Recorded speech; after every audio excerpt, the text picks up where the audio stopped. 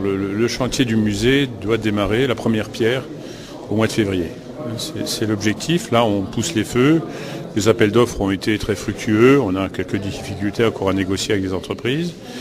Et puis, ce musée sera complété par la structure avec le mur des noms, c'est-à-dire les noms des 27 ou 28 000 Mosellans qui sont tombés sur des champs de bataille de 1870 à nos jours.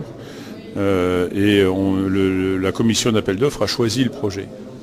Et d'ailleurs, ce matin, je le présente au maire de Gravelotte. Et c'est important.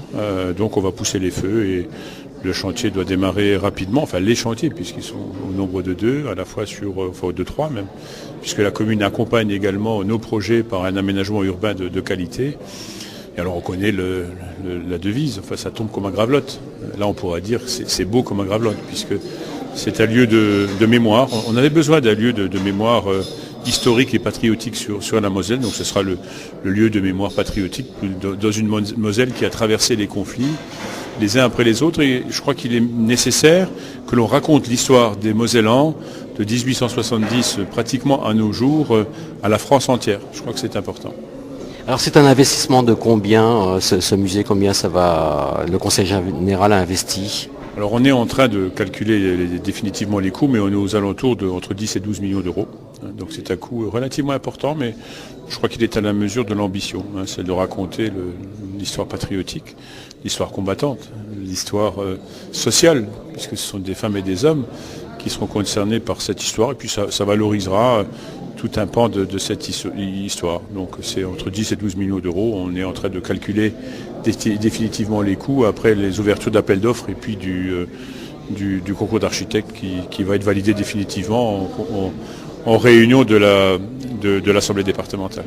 Alors c'est le dernier de ces sites qui va voir le jour là? Oui, la Moselle a de grands sites départementaux, à la fois culturels, naturels et là historiques. On va se mettre en réseau par contre. On a des grands sites départementaux qui sont gérés par soit des privés, soit des associations. Et je souhaite mettre en réseau, depuis Gravelotte, tous les sites historiques militaires de Moselle. Et ils sont nombreux, sur le Pays de Bitche, sur le Pays messin, sur le nord du département. Et on souhaite les mettre en réseau. Donc on est en train d'y travailler. Moi je souhaite qu'ensuite on marque par des communications dynamiques, par une promotion interne et externe, la place qu'a tenue le combat guerrier et la folie meurtrière des femmes et des hommes, qu'on le marque dans des lieux de prestige qui rappellent l'histoire, l'Imaginaux, tous ces autres sites. Donc nous y travaillons, mais c'est le dernier lieu qu'on va certainement construire. On continuera, nous, à soutenir la réhabilitation du patrimoine mosellan, géré soit par des associations, soit par des communes. Mais on est effectivement dans une démarche où on va s'approprier ce lieu-là, et je pense qu'on s'arrêtera là après. Et ces sites se développent de plus en plus. On voit que le tourisme adhère un petit peu à ces sites. Alors il faut savoir que la Moselle fait partie des 25 départements touristiques de France. Qui aurait imaginé il y a 25 ans dire que la Moselle est touristique? La Moselle était industrielle, mais la Moselle est naturelle aussi, puisque j'ai appris il y a peu de temps que 87% du territoire mosellan est naturel ou agricole. Donc il n'y a que 13% qui est artificialisé. Donc la Moselle est belle, et on a toujours l'image des usines qui fument et qui malheureusement ne fument plus, et on se bat pour qu'elles continuent à fumer, comme au fourneau de Florent Jaillange.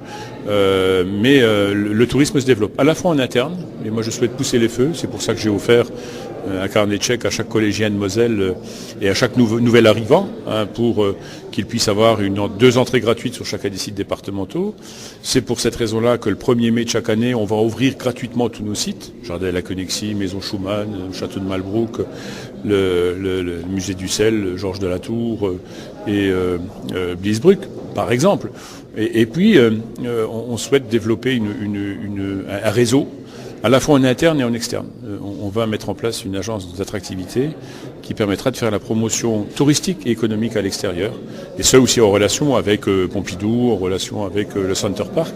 On a des choses à montrer maintenant en Moselle, et il faut qu'on soit fiers de les montrer. Et puis le dernier point, la cerise sur le gâteau, c'est l'AOC Moselle. Il arrive là. Donc, et on sait, j'étais au Japon et en Chine il y a peu de temps, on sait les Japonais très intéressés par à la fois le tourisme de terroir, le tourisme vert, le tourisme de territoire, le tourisme gastronomique et le tourisme historique. On a tout en Moselle. Donc il suffit aujourd'hui d'en faire la promotion. Et c'est à chacun d'entre nous de faire la promotion de notre territoire et de se dire plutôt, on va visiter le Vaucluse ou le Bordelais, on pourra rester en Moselle et visiter d'abord nos sites mosellans pour en dire du bien à l'extérieur.